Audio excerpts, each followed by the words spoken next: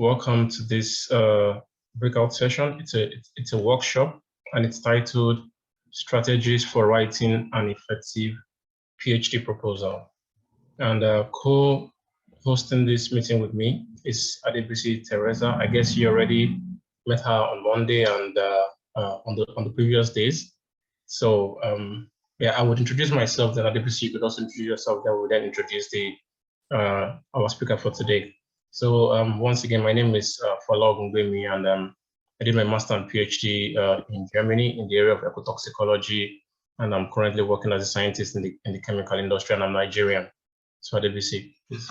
Okay, good evening. My name is Teresa Adebisi, and I'm currently a master's student in Germany. I'm doing digital media and society, and I'm fully Nigerian, Yoruba to be precise. Okay, so we're just going to take it up from there. Yeah, cool. I can see that Dr. Isaelegbede is also with us. And I still remember last year, I think I was also moderating the session where Dr. Isa was hosting this similar workshop. So it's my pleasure once again to introduce Dr. Isaelegbede. I still remember, as I said, a glimpse of your presentation last year. And I'm happy that you're here with us again this year. And I cannot properly do justice to introducing you. So I would leave that to you to do it perfectly for yourself. So I invite you to take up the mic and to introduce yourself. And I think your presentation should be, I'm not sure exactly the amount of time, but it's nice if we also have some minutes at the end of your presentation to engage with questions and to discuss about various topics. So Dr. Isaelegbede, the floor is yours. Good evening, everyone. Yeah, it's been nice to be here again after we've left ourselves since around or more than 365 days. Yeah, since the beginning of this program, we've been discussing a lot of topics concerning research, activities, prospects, connecting research to other endeavors. However, this particular session is another integral point of our existing discussion. So can I share my screen?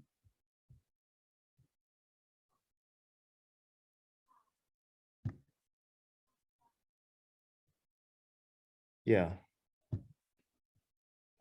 Sorry, can you see my screen clearly?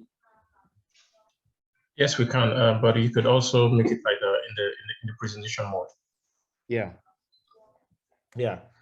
So the reason why this presentation is stroked to PhD or research is because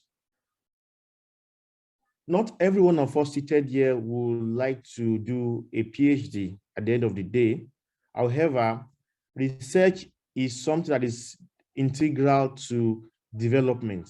And that is why I've been able to tilt and modify this presentation to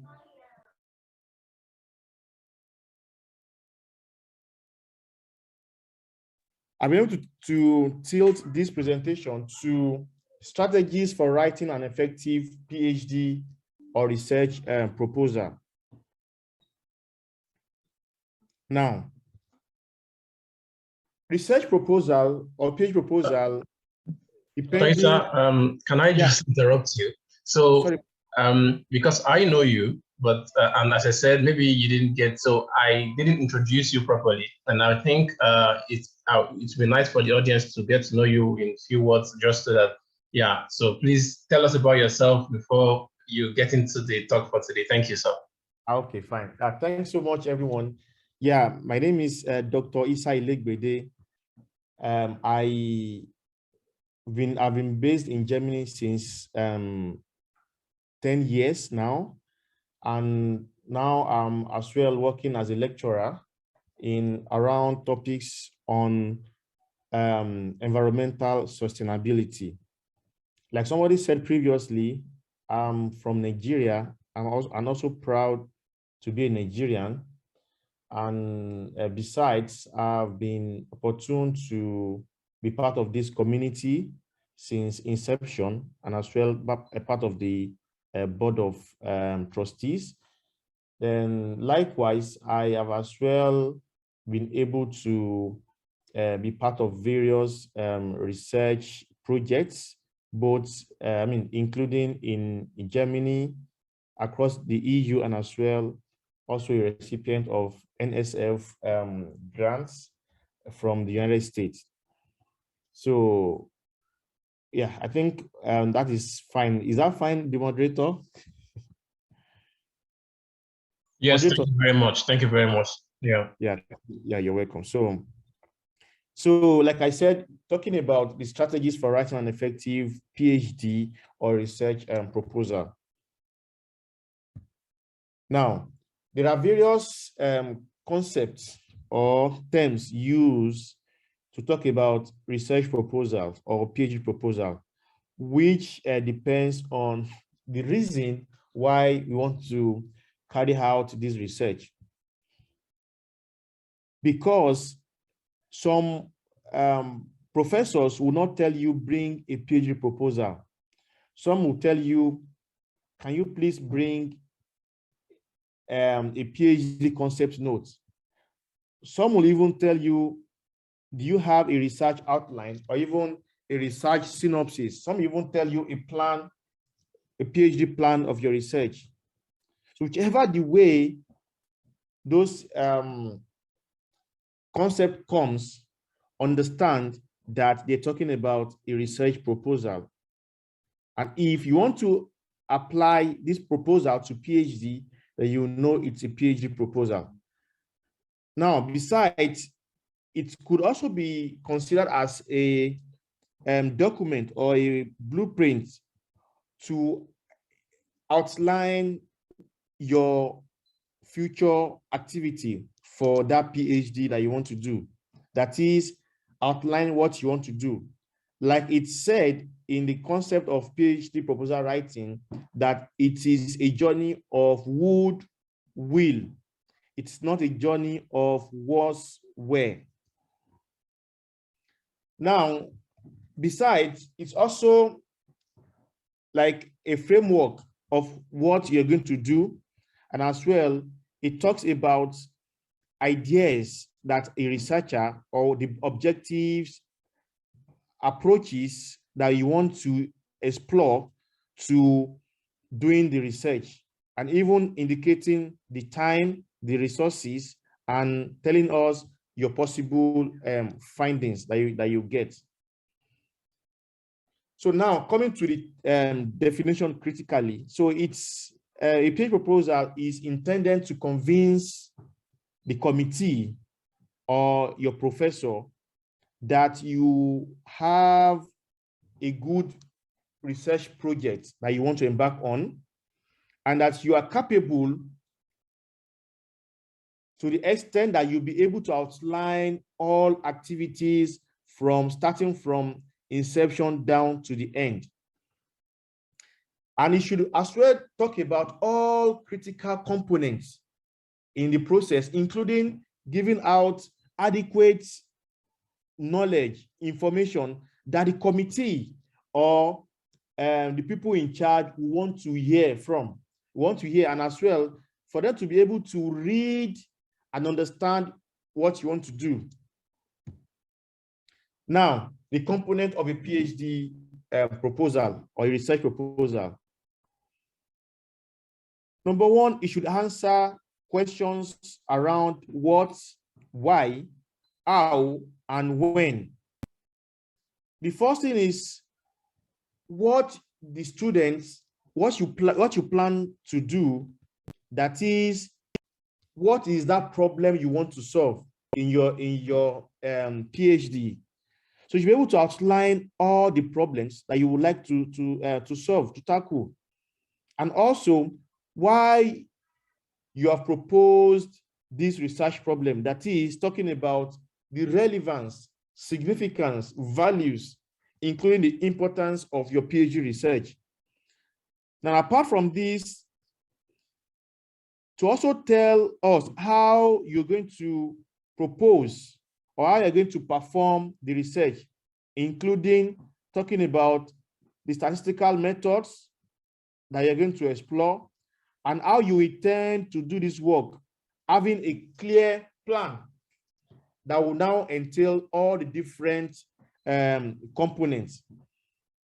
Based on this information, a PhD proposal or a research proposal should be adequate, complete, and should be able to solve problem of doubt. And most of the time, your PhD proposal will give you access to that scholarship, to that grant, or to that money hidden somewhere that they are expecting somebody to just give us a clear outline of what is to be done to come and get that money or that resources or that fund to actualize your project. Now, the first thing is title.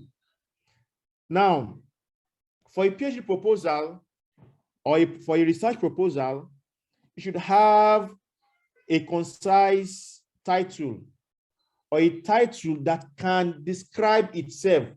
You don't need someone to tell you the meaning of your title. Now, and this title has some components.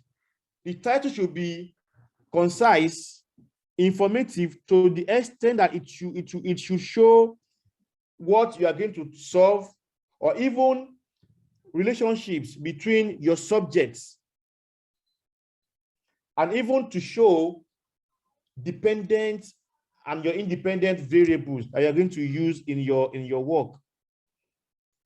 It is worthy to let us know that an effective title should be very informative and should be something that will be catchy, something that will be catchy, and a prospective professor or a prospective committee will immediately understand what you want to do.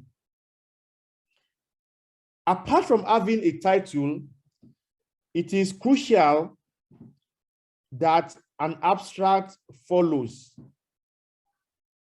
And this abstract will give the brief summary of your proposal, but it's always advisable that your abstract should not be more than 300 words. The shorter the abstract, the better.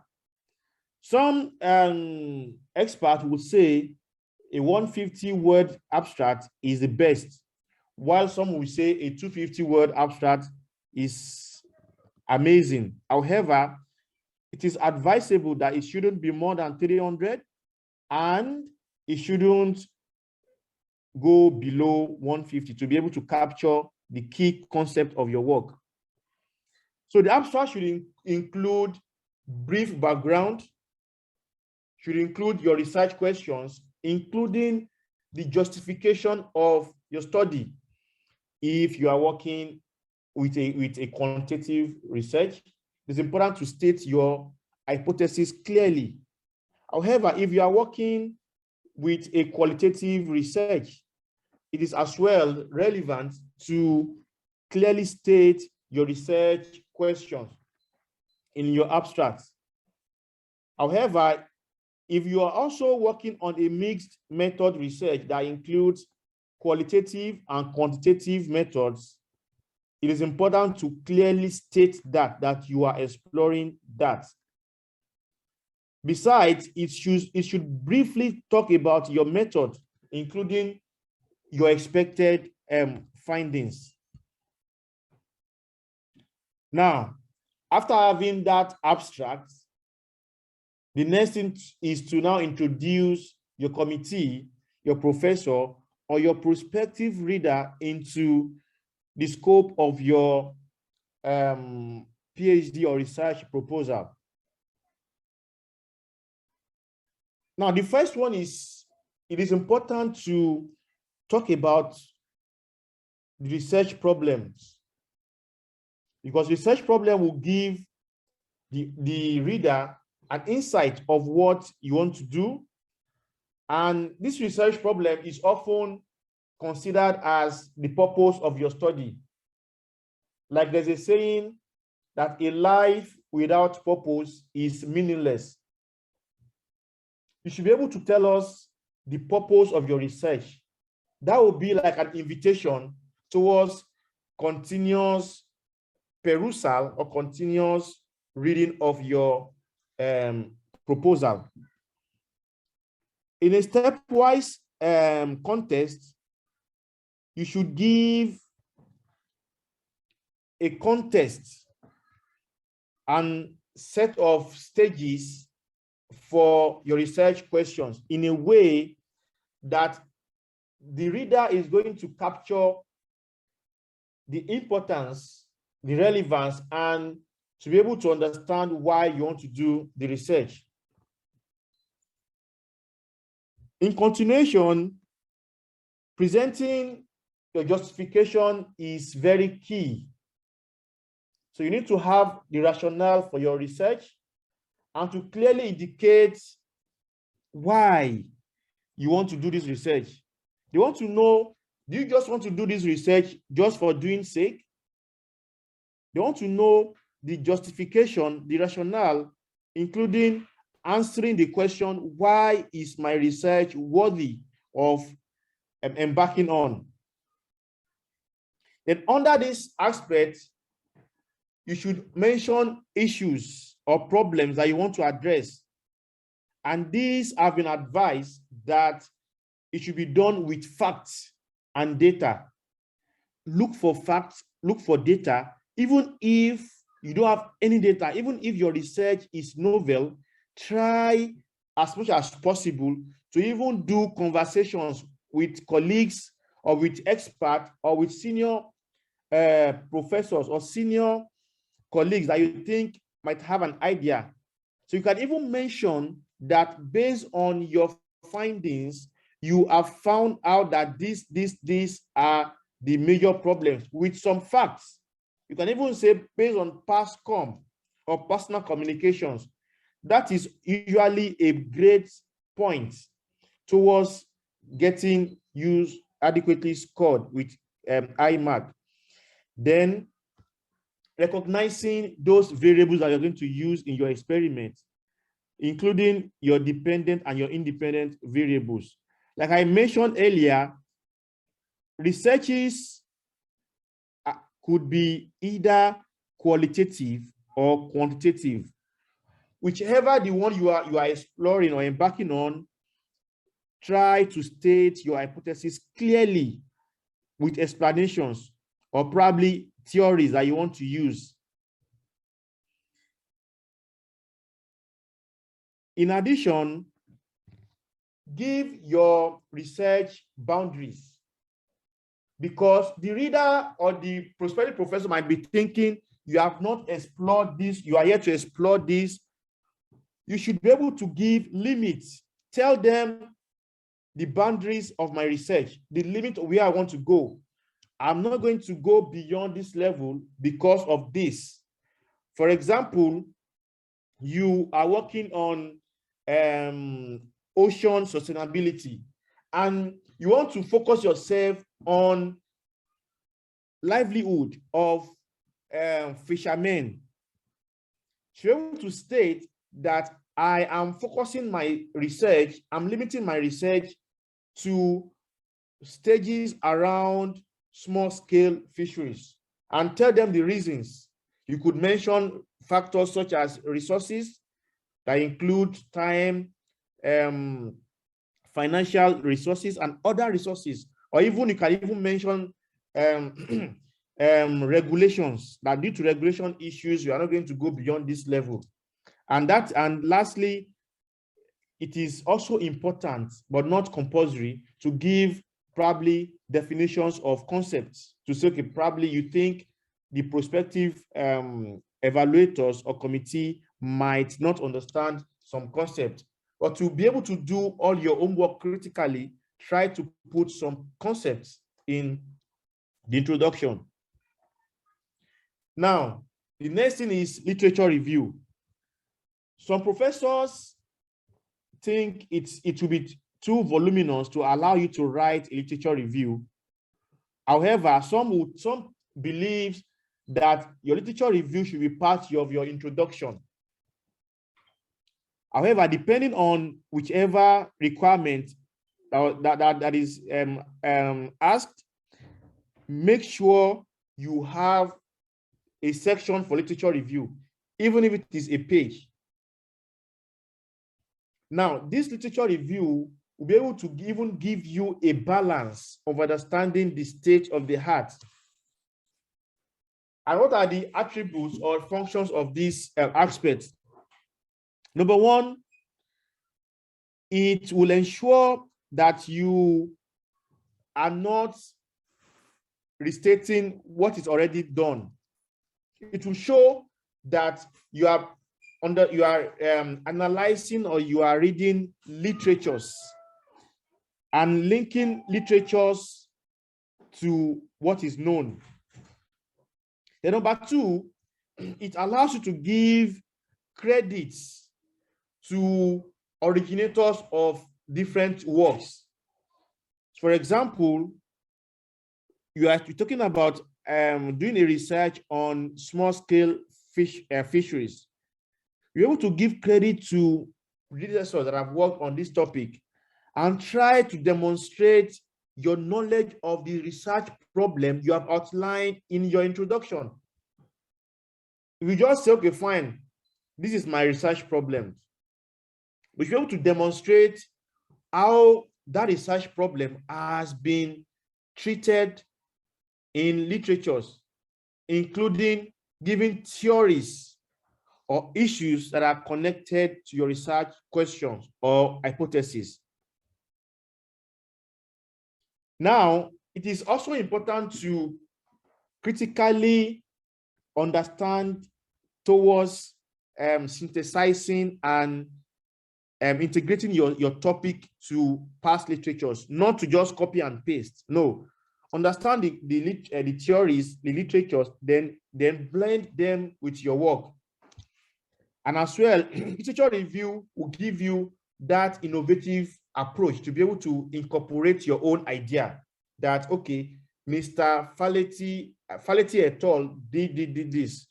Now, based on this, it's possible to explore this to your research, or you can even create a conceptual framework for your work to say, okay, based on these literature theories, I will be able to develop this framework. And literature review allows you to let that committee, let them understand the significance of what people have done in the past, and to be able to let them know how you want to fill in the gap in this research.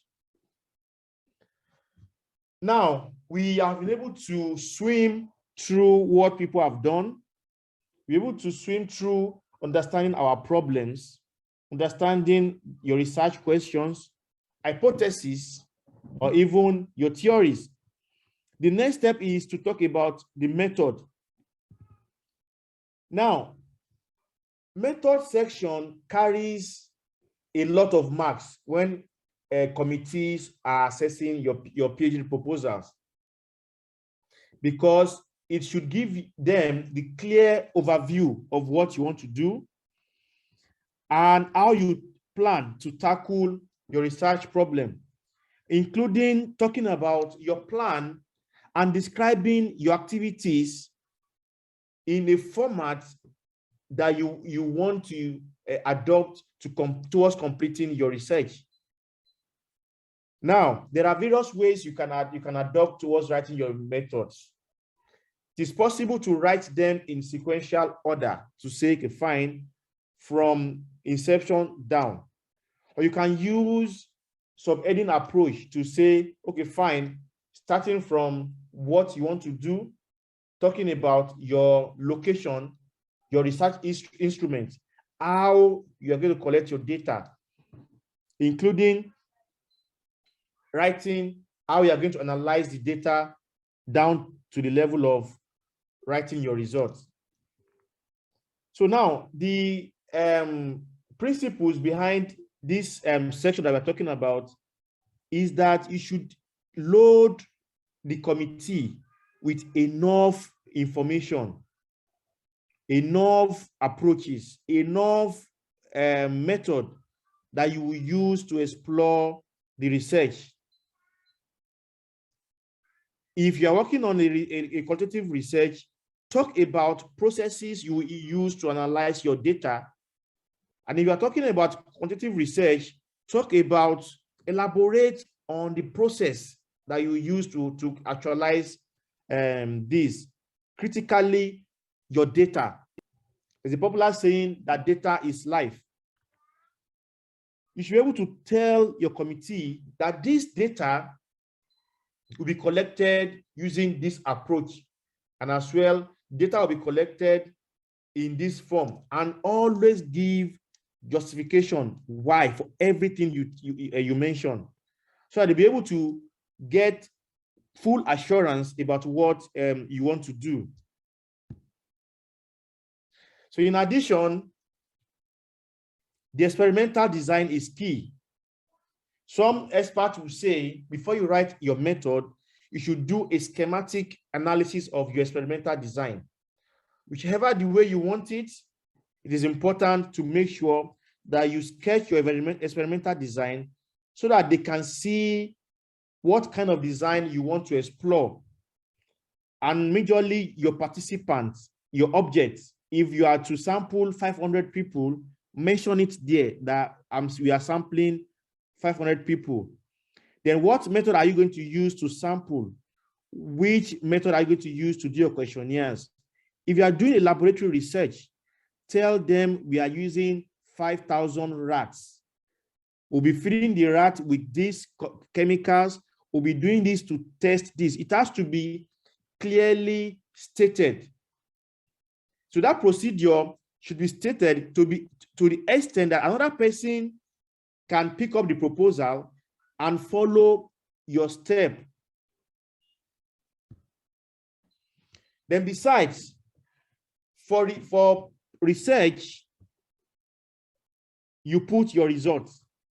However, this result will be framed in a format of expected outcome. Because at this stage, you don't have your data, you don't have your research, you don't have your required information after the method. But you should be able to give an idea of your possible outcomes, including that those outcomes that you think you are going to generate from your methods.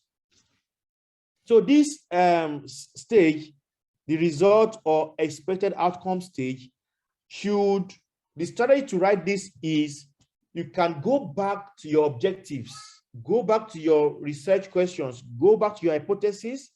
You can rephrase, or you can even rephrase, you can transform some of these aims, objective, you can transform them to expected outcome. That is, okay, fine, I will do this. That's okay, fine, this would be done. It is expected that after the research, we are going to achieve this. We are going to have this outcome. Then with the discussion, you can do like a short paragraph to convince the potential the committee on how you think your proposal will be able to communicate with others, including telling them about your limits or the weaknesses of your research proposal. So common mistakes when talking about proposal writing or research writing, number one is that we usually fail to read the requirement of the course, or probably the requirement of the university. Before, I remember when I was during one of our fellowship, when I was about to get a visiting fellowship in Canada, I had a professor that we contacted, and we were able to have several meetings. But during those meetings, I was very careful to make sure that I took all the details. By the time I developed my proposal, despite I've not been in Canada, we are working on issues around indigenous communities.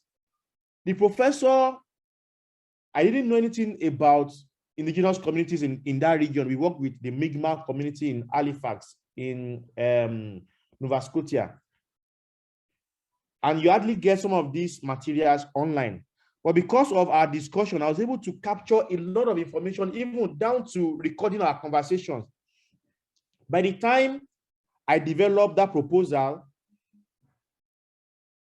he was amazed to say, wow, how did you capture all this context? So in essence, and with that proposal, we were able to get 3 different grants just for that visiting fellowship. 3 different grants. So now you should try to understand the context of your work. Then 2 is that most prospective students do not create boundaries for themselves. Try to create boundaries for yourself, for your research, so that you will be focused. And it is also important to look for, you can try this using EndNote, Google Scholar, Web of Science, to look at most cited researchers or researches on this topic. That will show how you'll be able to understand the context of your topic, including presenting those researchers, presenting their theories or the contribution they've made to knowledge. Like I said, it is important to remain focused, limit yourself to a particular level that will not raise further questions. Now, most students have as well failed to allow their proposal to be coherent. That is, it must flow. It must be as if you are telling a story. It must be convincing, and it was something that will always connect to one another. Then as well, it is as well advised to not go about. Just be concise and put your sentences in clear senses. Then likewise, there's a saying that too long or too short. This depends on what you want to do. There's some call will tell you use 5,000 words, use 3 pages, use 2 pages. Make sure you ask the guidelines from your prospective professors. Now, the outline of a proposal now. So now you have the introduction part talking about the topic area, the research question, including significance to knowledge. Then the literature review should be able to connect to previous researches, interlocking findings and unanswered questions. Talk about your preliminary work on the topic, including those questions that are yet to be answered. Your materials and method, your methodology should talk about approaches, the data you want to do, including all techniques and steps, and the plan that you will need, you will use to interpret your result. That is very, very important. Then your result or expected results. Make sure you clearly state that. Now, besides, most students don't usually put budget in their proposal. Even if it is a statement to say, this will be needed for my bench work, this will be needed for my accommodation for the research, this amount will be needed for my conferences, that amount will be needed to buy some equipment. So it is always important to put, even if it is a vague cost, just put it there, that this research will require $5,000 to buy, to set up my research.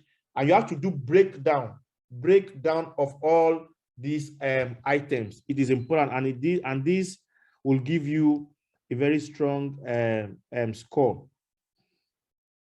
So Now, after having a proposal, and by the grace of God, you are accepted as a PhD candidate, it's important to also expose you to a possible outline that you can just watch for.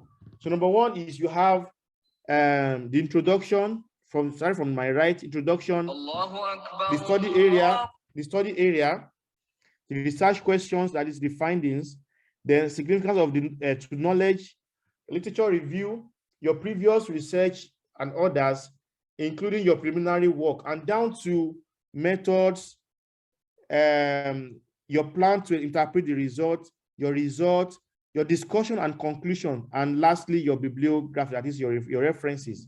So these are outlines that you can explore to develop your thesis outline after your PhD grant has been granted. So in conclusion, PhD proposal or research proposal is something that requires adequate process. It's not something you just quickly rush to develop one. Try as much as possible to consider factors like grammars, the English factors, then try to find one of your colleagues that could assist to help you peruse or evaluate before you send it to your committee or your professors. And lastly, gaining PhD or doing a PhD proposal is like the entrance towards achieving that noble PhD that you want to do. So on this note, I will want to thank the organizer of this program, including my wonderful and distinguished audience that have been listening to me since beginning of this course. On this note, I thank you and God bless. Yeah, thank you very much, Dr. Isaelegbede, for that workshop and teaching us how to write a research and a PhD proposal. And so I guess it's time to move on to questions. I guess a lot of people have questions here, and I also have my own questions. So if you have questions, you could raise your hand. You could also type in the chat. And if there are questions in the chat, I guess Adebisi could help us to read those out. But for now, I would like to start with Abana Chineye Helen, if you would speak up to ask your question.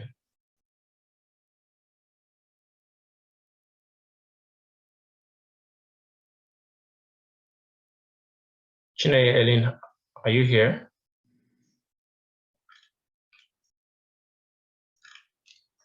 Okay, well, while she's getting herself prepared, if she's going to come or not, so I could just go ahead to ask my own question. So thanks once again, Dr. Isa.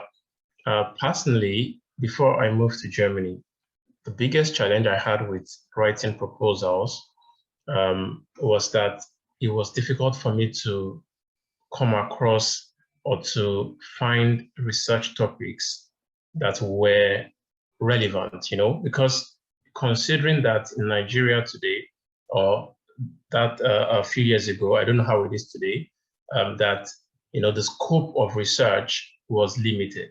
And if you had to write a proposal from Nigeria if you had to write a winning proposal, this required some input from your foreign host in order to upgrade your proposal to the state of the art. So, and I also saw this in myself, that when the proposal I wrote in Nigeria and few years after was when I was living in Germany was so different.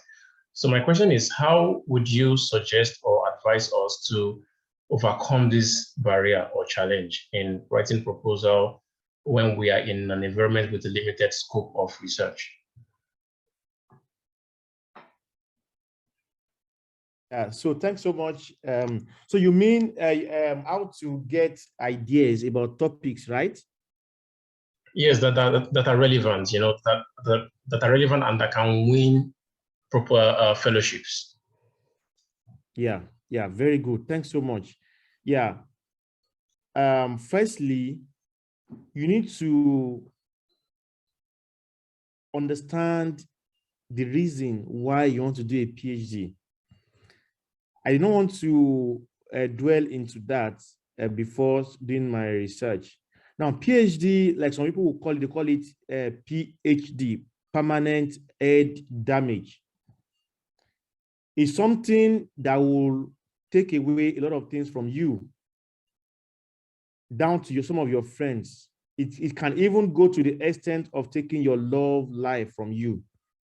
We've seen candidates that have committed suicide because they could not fathom the challenges they are passing through. During my PhD, we had a colleague from Nigeria, from, I will not mention the region where he is from. He committed suicide.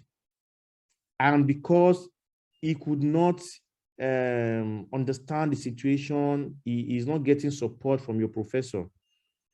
So before going for a PhD, you need to, number one, check your motivation level. Am I really motivated to do this thing? Am I really interested? Because there will always be a downtime during a PhD whereby you would think, I want to quit. So because of that, check yourself critically. Am I motivated? That will now lead you to a topic that you really want to do. Always avoid a push topic. Sorry to use that word. A topic that they just push me to, because I didn't like that topic, I was just pushed by my supervisor. Even if your supervisor pushes you to do that topic, find a way to like that topic, embrace that topic, love the topic. So look for a topic that you are going to do. Now, how do you now find that topic? Number one is we have research scholars. I mean, we have research gates. I will give you some in that I've explored in the past and that worked for me greatly. I usually I will search on Google. I know some people from Nigeria might not have that access to some scholarly journals. Some of the journals they will ask them to pay. I use a strategy. I will go to Google or Google Scholar or to Web of Science. I will search on a journal. If I cannot get that journal, I can connect to the person. I can send a mail to the person. I need that journal. Or I usually go to, ResearchGate is a social research platform where you can always interact. People don't know. You can get anything in the research atmosphere from ResearchGate. So what I do, I will usually mail the author. I will search the person. I will link them to ResearchGate. I'll send a mail to them. Mr. This, blah, blah, blah, Dr. This, I like your topic. I'm a young scientist. I want to do a PhD. I need your assistance. I need your enlightenment to this. If the person is available, the person will always contact you. If the person is fine, the person will reach you back to say, Mr. Fola, kindly let us talk, and you can always arrange meetings. I've networked and I've met a lot of people through that. So being ResearchGate is free. Thank you, Mr. Fola, for putting it on the platform. It's free. It doesn't require any subscription. Go there, look for people, look for topics. You can look for key topics. You can even look for questions. There are questions. A lot of my research challenges have been solved through ResearchGate. I'll just, do you know Quora? You know Quora. Quora is also a forum to see some of the problem being solved. I go to ResearchGate. They have so many questions. In fact, there are millions of questions that have been asked and responded through ResearchGate. So you can use this social media platform, find somebody that you think is relevant in your topic, send a mail, the person will reply. That's number one option. Number two option is you can easily talk to your colleagues, senior colleagues out there. You can go for Google. You can explore Twitter as well. There are so many networks that I've generated through Twitter. There are so many researchers that I've worked with today. We have not even seen ourselves. Till tomorrow, we've won grants together. So explore these options, use the power of internet, and even down to going to schools online, search their faculty or staff's portal, send mails to them. If they are not answering you, go and search for their program coordinator. Tell them you are this, you are from Nigeria, you are from Ghana, you are from Cameroon, you are from Zimbabwe or South Africa. You want to do a research in this area, and you've been trying to contact Professor Fola Ogungbemi or Professor Abana Chinyere or Professor Amos. And that you like their research areas and you want to connect with them. So they will assist you to connect with them, and they will assist you to ensure that you are structured and you are given detailed information. So I hope I've been able to answer some of these questions. Hope I've treated the question adequately. Yes, definitely. Thank you very much, sir. So I think Chineye Helen is here now. Could you ask your question? Yeah, good evening. Good evening, Doc. Yeah. How? I really appreciate your presentation this evening. But I have a question, because in that part of proposal that you made mention of, you talked about the part that will include cost implication, and you're saying that it's necessary. There, like now, one hasn't been there before. How can one know, the breakdown of the things that will be required in the course of that program? Thank you. Yeah, thank you so much. Let me also let you know this. Most of the time, about up to 80 to 90%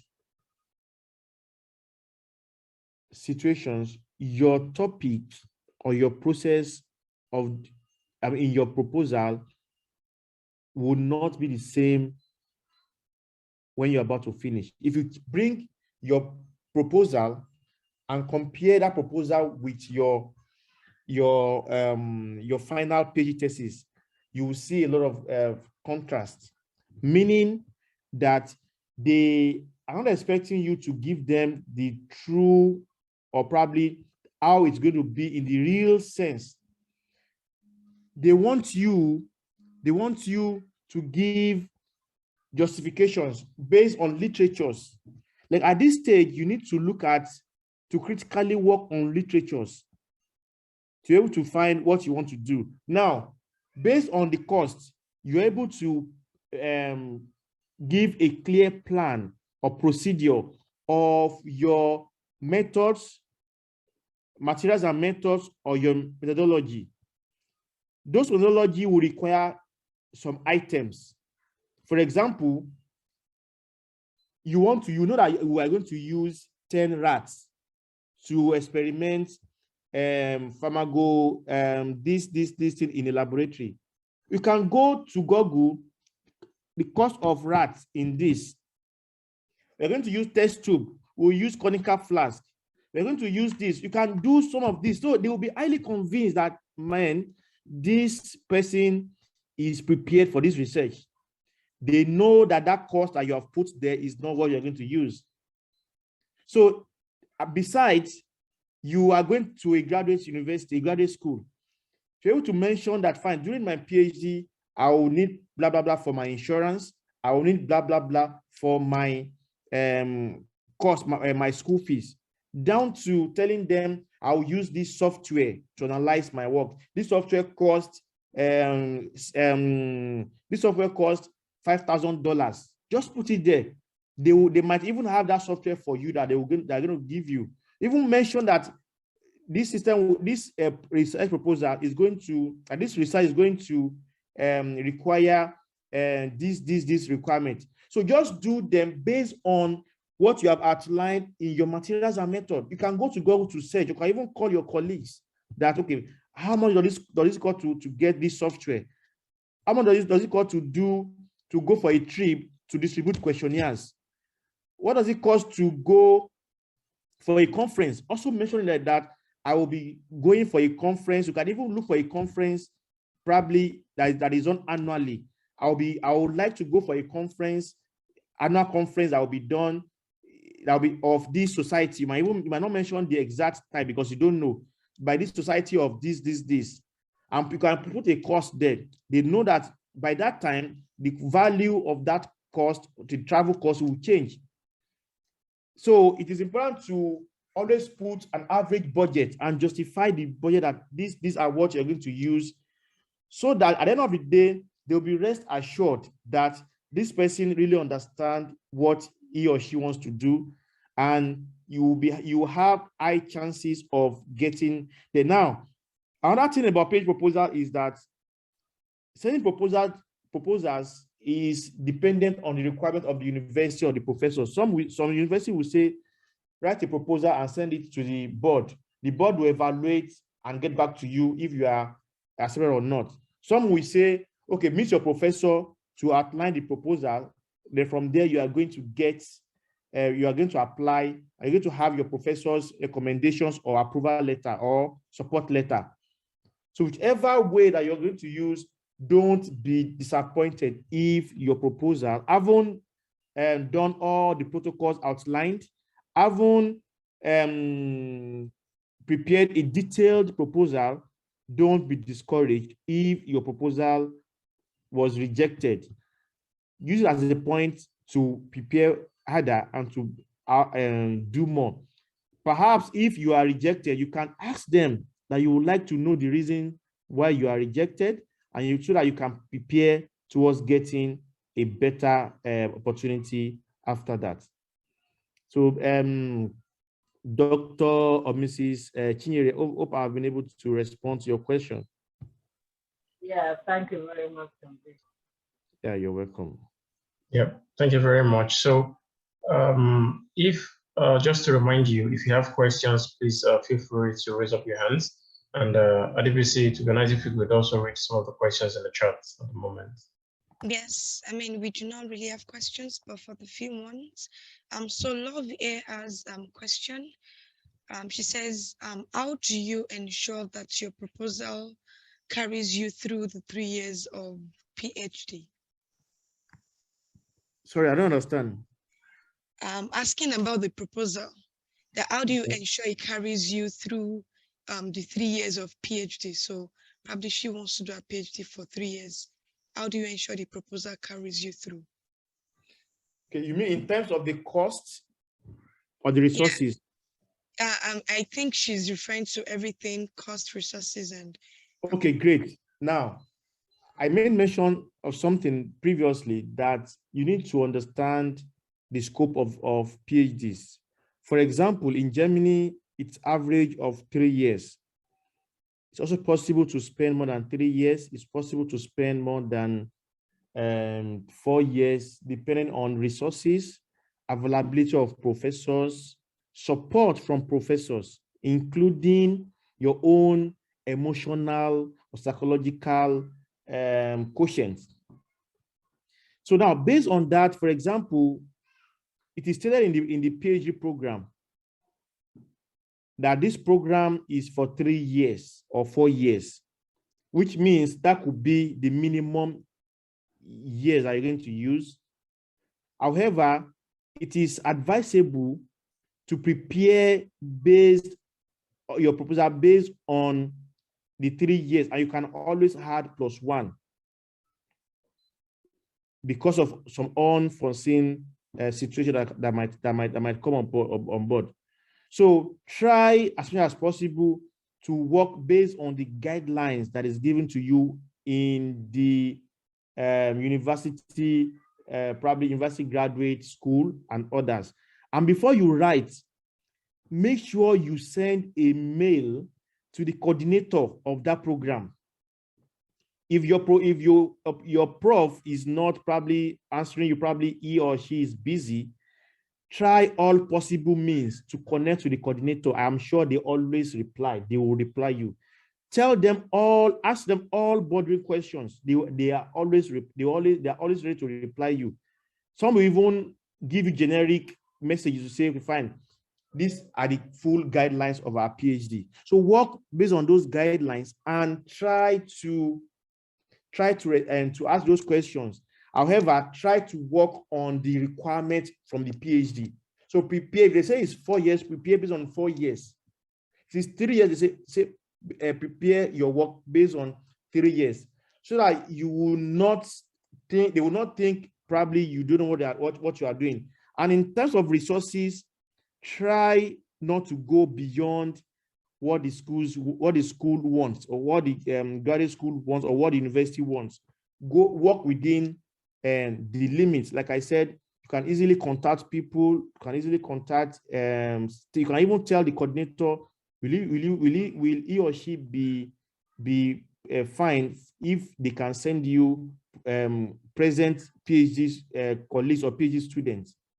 They usually have international communities. They will always send you people probably from your region, but they can even send you another colleague, PhD student or candidate that will be interested or willing to support you. So hope I've been able to respond to that question. Thank you so much, sir.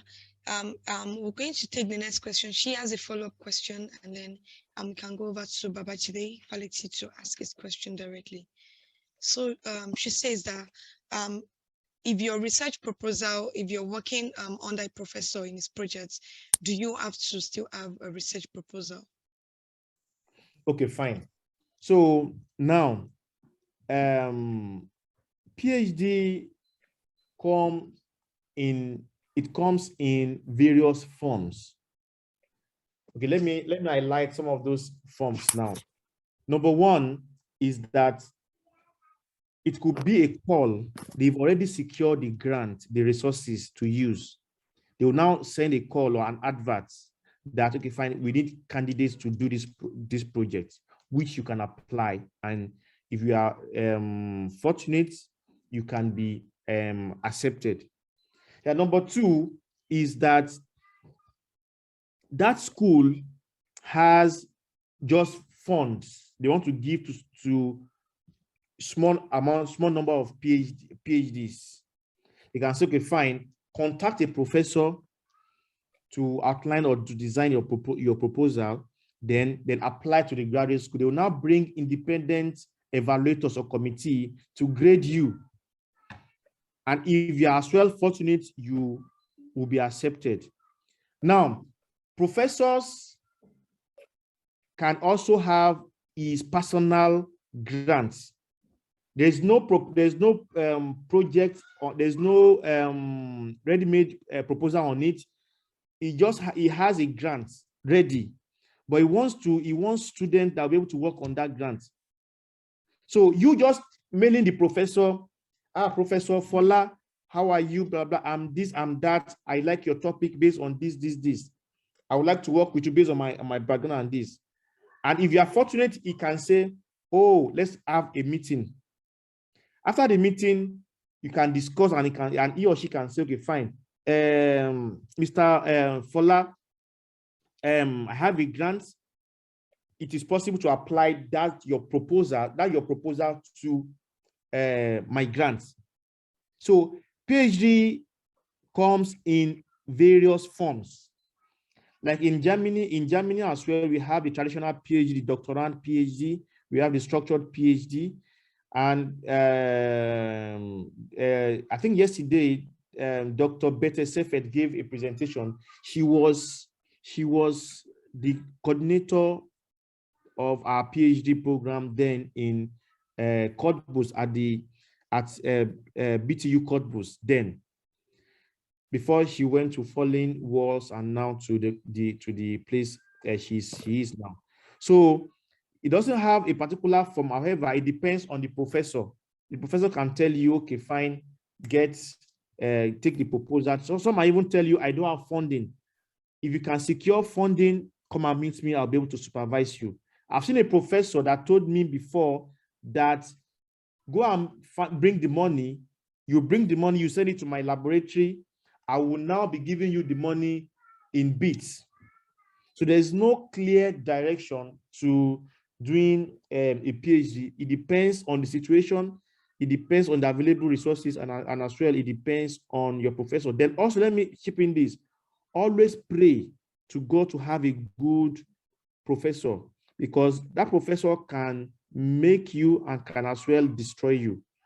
So find a way to get a good professor that will be supportive and that will be able to give you all necessary support, because it's like a blank market, a market that you don't know the character of the person. So find all possible ways to be prayerful and as well do your own so that you can be fortunate and you can be gracious to get a good supervisor. Yeah. So Yes, yeah. definitely. Thanks, Dr. I just wanted to chime in on that question as well, just a bit from my experience, in the sense that I was working under a PhD supervisor that already had a project and a proposal. So I was just employed to work on this project. So the question is, did I still write my own proposal? Yes, I did, because the proposal that was existing was too big. I had to define the scope of my own PhD. I was employed under the project of the supervisor, but I needed to write a proposal to define the scope of my own PhD. So that's just like a second aspect of the question. Your supervisor might not request for it. It might not be necessary, but it just helps you to kind of, it's like a framework for your own PhD, so that you're not just answering every question and you define the questions from the project that is existing. And some universities would also require a proposal in Germany before you can register for your PhD, even though you are employed under a supervisor that already has a project. So yeah, that's just an addition to the answer from Dr. Isa. Yes, and also some will even tell you, some will not tell you, some will even say, bring a concept note, it's a concept proposal. Just some say a one-page proposal. You should be able to know how to infuse all those attributes we've mentioned in one page, so that it will capture what do. Thank you so much for that contribution. Yeah, I think Mr. Faleti is raising his hand. Are you still there? Yes, thank you. Good evening, Dr. Elegbede. Thank you for the presentation. I want to ask, talking about you presenting the financial implication of your project work in your project proposal. If you are not looking for grants, maybe you want to sponsor yourself for your PhD, is it still necessary to include the financial implication of the project? And then secondly, even if you include it, take for instance, you include that you want to analyze heavy metals. Maybe you want to analyze like 30 parameters. Because of when you now start your project, because of the financial constraint, or because you realize that price of analysis has gone up, you decide to reduce it to 15 parameters. Won't your professor think that you are not serious when you have included it in the report in the first place? Then my second question, are you with me? Hello? Hello? I'm with you. I'm with you. I'm with you. My second question is, when you are writing a proposal, you want to design it in such a way that you will put the time frame, the time you want to collect your sample, how you will collect the samples. Let's say that you now design it in such a way that you would collect all your samples within 6 months. Will 6 months be good for you to present to your supervisor when you want to do a PhD proposal, PhD program of 3 years? There are some research that it might not even take up to 6 months for you to take. For instance, when you want to administer questionnaire, you might not really need to use 6 months sometimes. In that case, will you still present that 6 months in your proposal? Thank you. Okay, yeah. Thank you so much, Mr. Faleti. Let me start from the rear. There's one thing that is critical in writing a PhD proposal. That I've mentioned, your literature review. that your literature review will give you insight and will answer all these questions because number one, you have seen how it has been done, a similar research has been done in the past. Possibly you've attested, you've seen, you've perused, you've checked previous PhDs on that topic. So that will give you idea on the period you're going to use. And like I've also mentioned that try to know your topic very well, what you want to do. And we've outlined how you can do that. You can always contact a prospective professor that you like this if he's fine with your idea, not the proposal now, just the idea that you want to do this proposal, this topic. Then you can always initiate, organize a meeting. So during that meeting, you can always ask in a polite way, sir, this, which of the period will you think will be fine? But if you might think, this person would think, I don't know what I'm saying, you can always, that your literature review, your literature search will give you all this information because there's always a methods or materials and method or a methodology approach section that you're going to see in all papers or even all past theses. You can even go to the university repository to look for PhDs in that department, in that work, or PhDs the professor has supervised before. So professors will usually list the names of their present and past PhD candidates. You can always meet them. It has happened to me previously that I have seen a candidate from a professor, and I was able to use the power of social media to link the person, and the person was able, I was applying for a postdoc it's called an OFI postdoc.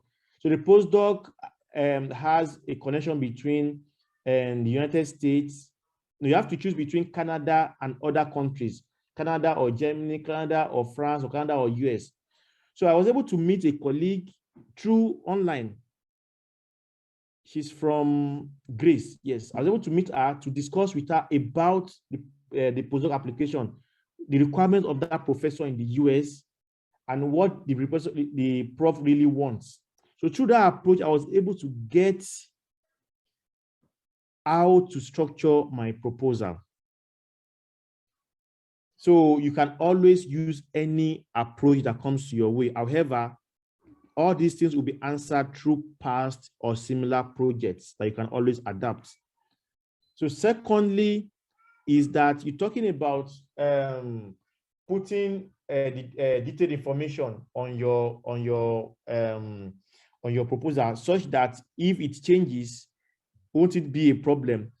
All professors knows that your proposal will never be the same when you are doing the PhD. It's just a guide, and for them to just be convinced that you know what you are doing, because there will always be avenues for feedbacks.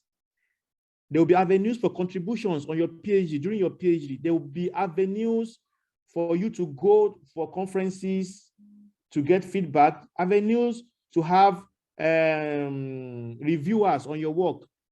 And even if you have, sometimes you might even have 2-3 professors on your thesis. So they will have chance to work on, they will, you know the way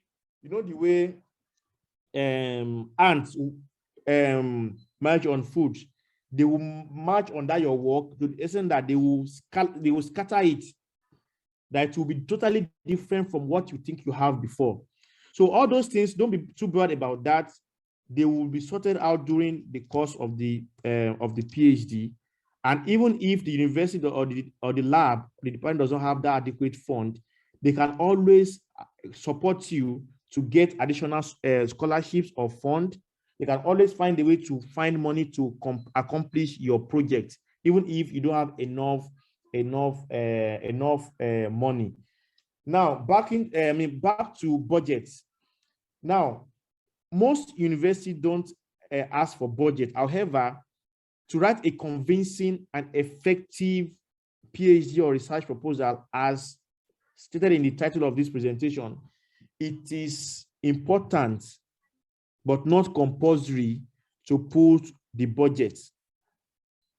Like I said, some will not require you to put the budget since they are not giving you grants, but it will always show that, okay, you are really prepared. You've done the cost, and always justify the cost.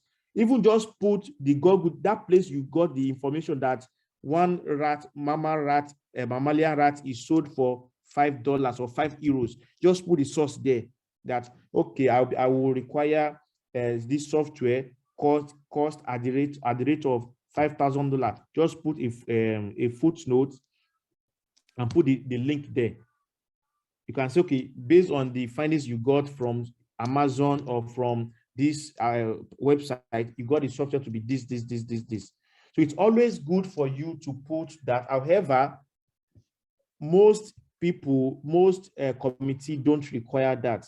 But it's like me, I always advise anybody that wants to write a proposal to put the budget and always put a clear timeline. So mostly people use the Gantt chart, the Gantt chart or the Gantt table.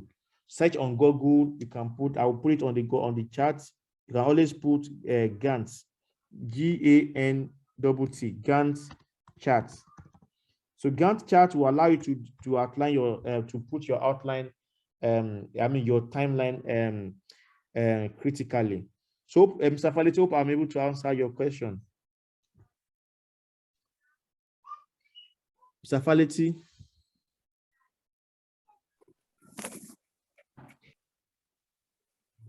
Thank you, sir. Yes, sir.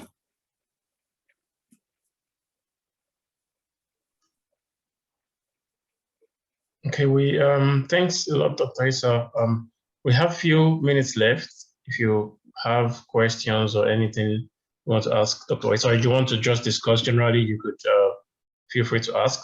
So in the meantime, I also have like a question or just like a discussion point. So when we want to develop a research proposal, for example, there are two options.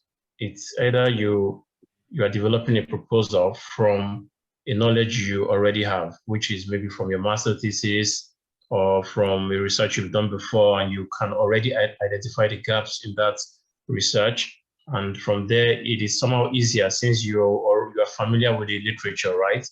Now, the question now is in the case of if you found a host in the USA or in Canada that is in your area of research, but not on your specific area of research. Maybe it's in a bit different research, which means that you're not familiar with the literature in this research.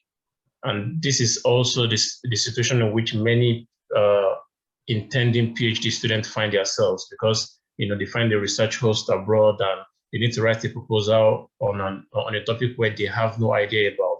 So, Dr. Isa, how would you approach this kind of problem if you, not based on your current knowledge, but just based on the fact that if you find yourself in this shoe that you need to come up with a proposal for a PhD, for a research host that has a funding, or you don't really know about this and you have a very short duration to do this.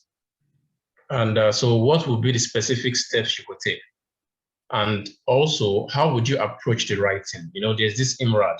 Would you first, write the literature review first or the introduction first? So just how would you approach this kind of problem specifically? Yeah, thanks. Yeah, thanks so much, Dr. Fola. Am I right? Yes, you're right. Yeah, so I want to, there are so many intertwined questions.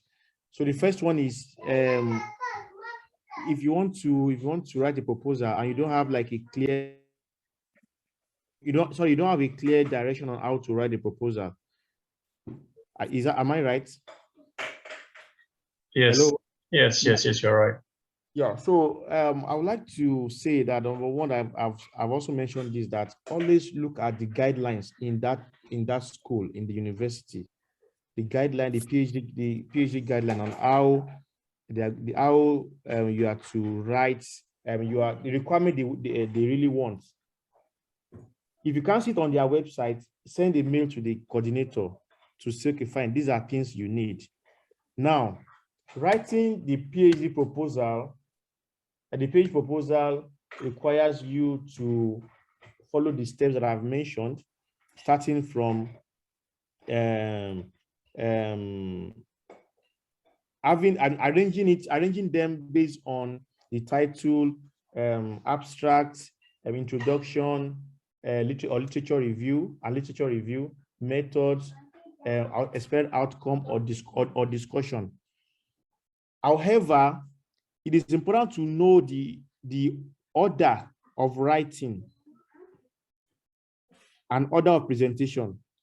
Mostly, it's always good to start with your literature review, because during your literature search, you are going to meet a lot of articles, a lot of theories, a lot of work being done on that topic, including the methods or approach they use.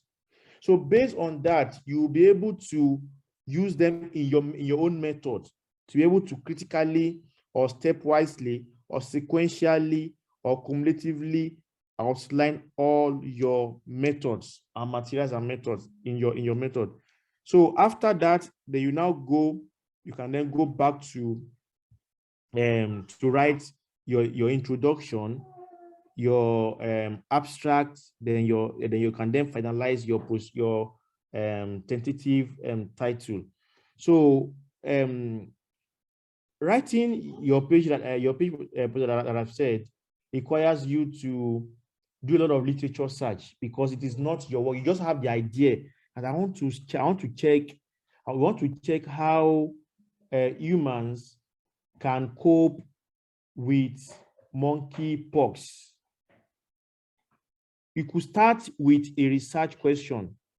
You could start with a vague objective, but you should always streamline them through your literature review, and especially through your objective, and down to having your stepwise method, because materials and method is another critical area that you need to spend a lot of time to outline the procedures, the steps we are going to take, and it has to be detailed.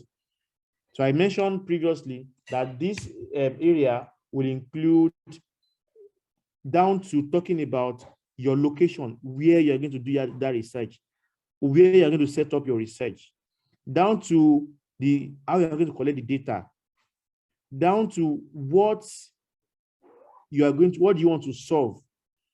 And you're going to outline, okay, this is how I'm going to analyze that data. And you just analyze it to find, I'm going to analyze the data, and even tell them to find this data that will be analyzed is going to produce this, just end there. Then from your expected outcome, you can then put clearly, okay, due to haven't followed the objective or hypothesis or research questions, this research will be able to generate this result or outcome. You can then outline them. Like I said, you can always magically transform your objective or hypothesis or research questions or theories. You can structure them to an expected outcome. Yeah. So another thing I would like to also chip in that I've not mentioned is getting grants, getting scholarships for your PhD. I think I did that last year. I think I was able to do that last year. How we can get a fund. There are different approaches we can use. So I'm trying to explore this because I think we have some time. We can always go to search on Google. Firstly, search on Google, search for scholarships in Germany, scholarship in the US, scholarship in the UK. And after this, then look at their detailed procedures, how you can apply this, you can apply for these opportunities, most importantly, check their deadlines and see if you are really prepared to work based on the deadline. The most mistakes people make is they don't read the guidelines or the instructions. They just jump to develop the proposal. It's always advised to check critically all the detailed outline, and basically always ask questions from the committee of the contact in charge. They are always willing to answer your questions. Then apart from that, try as much as possible to then do a literature review that will be able to allow you to gather adequate information that you can follow the IMRAD pattern Dr. Fola mentioned, including your introduction, your introduction and or literature review, because some professor will allow you to merge introduction with literature review, some will allow you to put it separate. Then your materials and methods in some fields, or theories or approach in some fields, or methodology in some fields. Then you now put your expected outcome or expected results. Then you can then do like a general discussion or general conclusion. Now, conclusion is not important in proposal, but it's important to discuss that outcome that you want. Just like saying that, fine, to explain that this research is going to bring out some things, then now talk about how that outcome might be relevant. You understand? You can even say, okay, fine, based on what some things that have been done previously, just to show that you understand the pattern or the process of the PhD you want to do. Like I said, be prepared that your PhD proposal will be totally different from your eventual PhD thesis. Also be prepared that your motivation counts. Your inner motivation counts, because during a PhD, there will always be a point that you want to say, I want to quit, because you are trying to bring new things to knowledge. It's totally different from your master's. You have to bring new things and you should be prepared. And I have also said it's something that might take away your social life. It might take away even down to your love life. It can even take away your emotional balance. So be prepared, and during a PhD, always find ways to consult a counselor or a mentor, or probably a psychologist, to always guide you, and especially when you are not getting adequate support from your mentors or your supervisor. So so I think with this it's fine for now. Dr. Fola. Thank you so much, sir. And thank you for that. And thank you for all of the questions that came in. I'm sure that we are all clear on all of our questions. And don't forget, he already dropped his phone number in the chat box. So if you still want to reach him after today's session, you still have some questions for him, kindly note down his phone number written in the chat box.